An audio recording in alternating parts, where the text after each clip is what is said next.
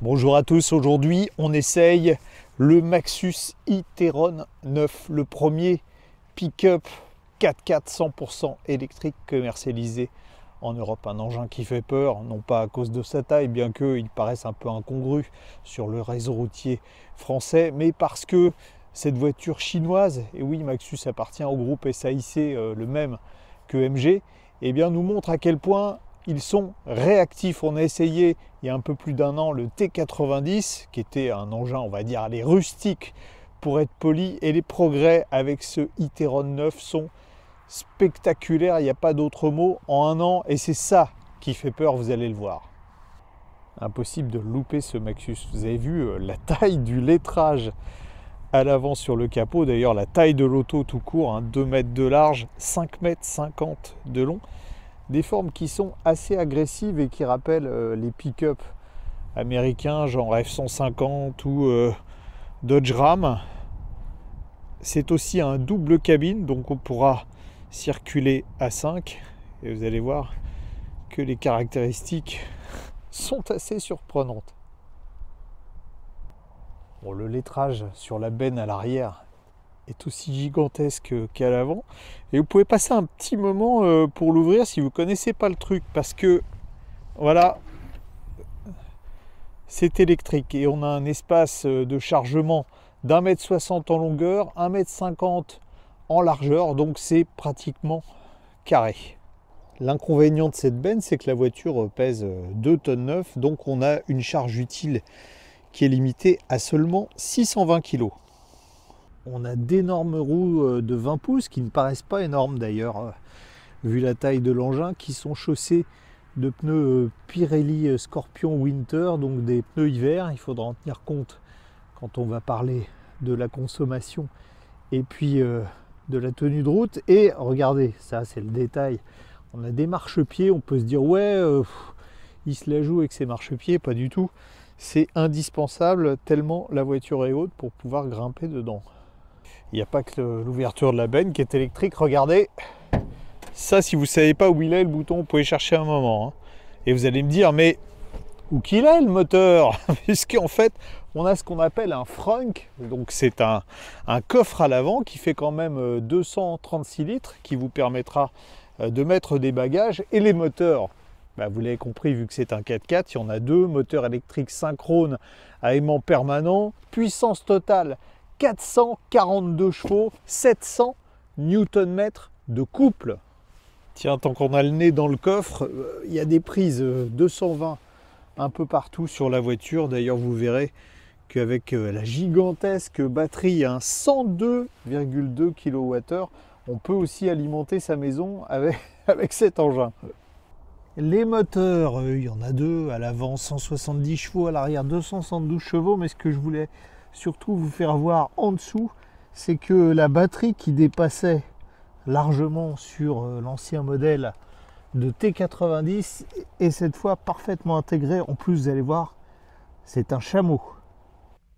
Ce que j'entends par chameau, c'est que la suspension, en fait, en fonction du mode adopté, peut monter ou descendre de 40 mm par rapport au standard, ou monter de 75 mm grâce à la suspension pneumatique, qui est une vraie évolution par rapport à l'ancien T90. Déjà là, on a 4 roues indépendantes, on a une suspension ultra moderne qui, vous allez le voir, est à l'aise pratiquement partout. Je vous l'ai dit, ce e-Terron 9, c'est une voiture dans laquelle on monte.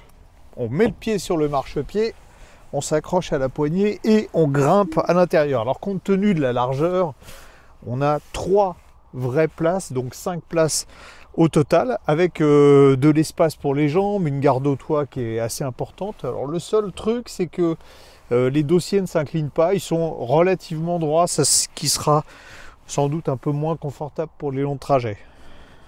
À bord, on n'a pas le sentiment d'être dans un utilitaire, d'abord parce que la présentation fait très high-tech, et puis la qualité des matériaux n'a rien à envier à celle de modèles allemands, avec par exemple du cuir synthétique qui est à la fois très doux et d'un bel aspect, des plastiques moussés absolument partout, comme ici sur le haut de la planche de bord. Bon, c'est plus discutable au niveau du traitement doré là, autour des aérateurs, mais regardez, la présentation dans l'ensemble est satisfaisante.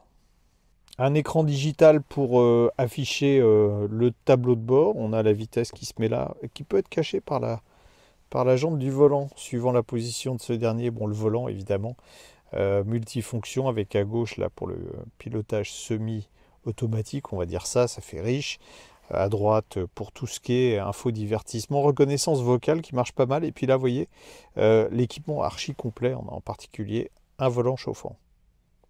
Une commande presque classique pour les vitesses, sauf que si vous n'avez pas bouclé votre ceinture, vous ne pourrez pas enlever le parc, donc le frein à main, et vous ne pourrez pas démarrer. Regardez, ça fait partie des joies de la vie en Île-de-France. La voiture détecte la pollution de l'air et vous demande si vous voulez activer la filtration. On va dire que oui. L'écran central tactile 12,9 pouces. Comme tous les écrans, il faut s'habituer d'abord à la gestion. Alors vous avez toutes les applis qui sont disponibles là. Vous avez encore d'autres menus disponibles comme ça, en particulier puissance instantanée.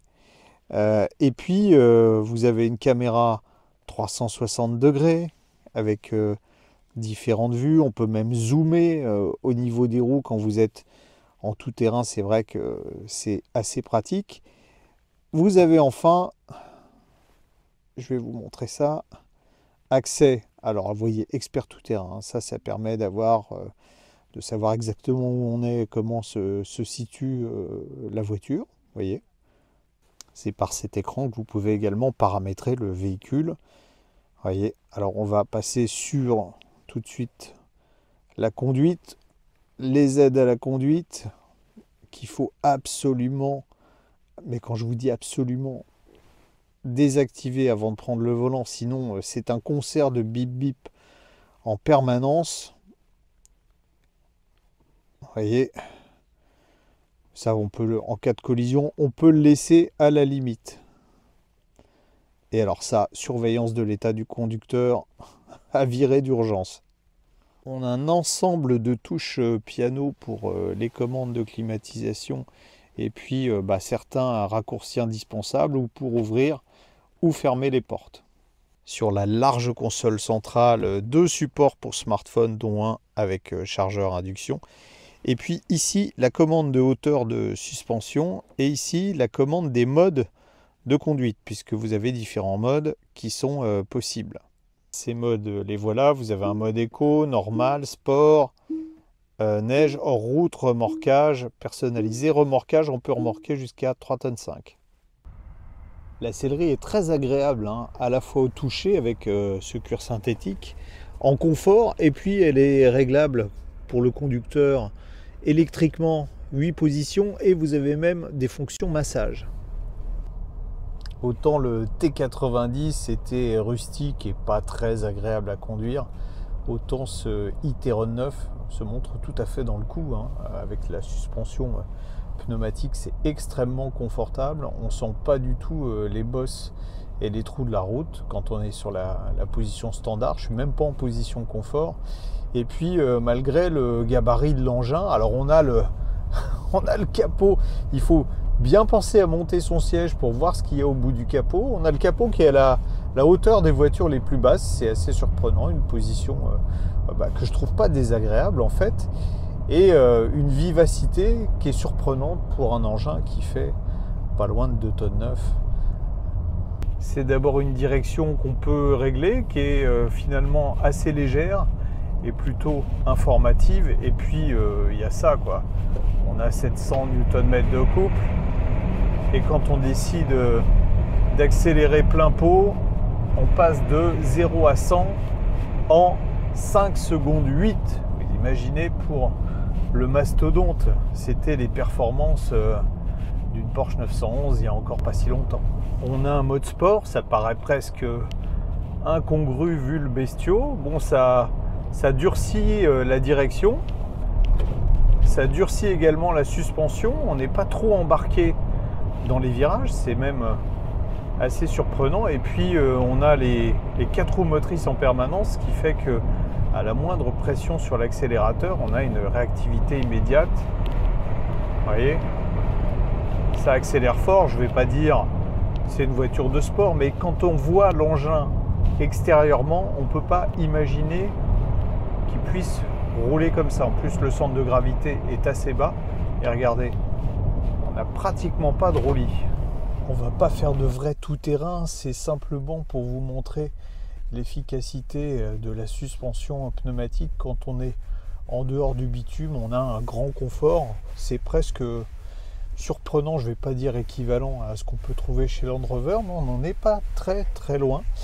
Et puis là, on est en position haute, tout-terrain donc. Signalons que quand on est sur la route, à allure normale, si j'accélère pas trop fort, on est en propulsion, on passera en 4 roues intégrales quand on est sur les programmes spécifiques, en l'occurrence la neige, la boue, ou comme ici, le tout-terrain pur et dur. Vous voyez, bon, on arrive à passer dans des endroits, c'est pas vraiment du franchissement, mais si j'avais le temps, je vous emmènerais grimper sur des choses assez surprenantes. Tiens, regardez, on va essayer ça. Allez, on va grimper sur le talus. Voilà. Vous voyez, avec le couple, en fait, des moteurs électriques, on arrive parfaitement à faire des bêtises comme ça. Sur l'autoroute, plus rien à voir avec le T90. Déjà, on n'est pas limité en vitesse de pointe. Enfin, si, 190 km/h. Mais surtout, à 130, eh bien, on a un confort de roulement qui est remarquable. On pourrait presque dire papal.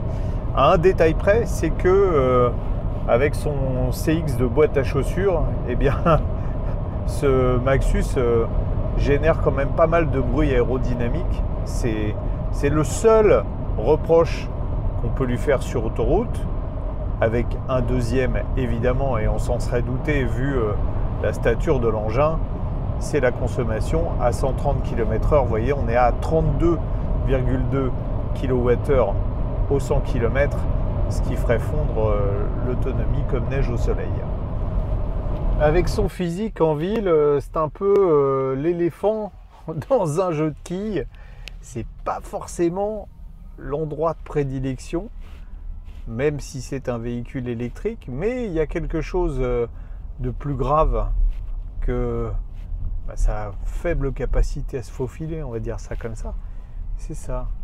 Je sais pas si vous voyez bien, on a un rétroviseur en fait qui est un écran avec une caméra à l'arrière, et au moment où on regarde dans ce rétroviseur, il faut 1 seconde d'adaptation pour que le regard arrive à faire le point sur l'image derrière. Ça, c'est assez gênant en agglomération.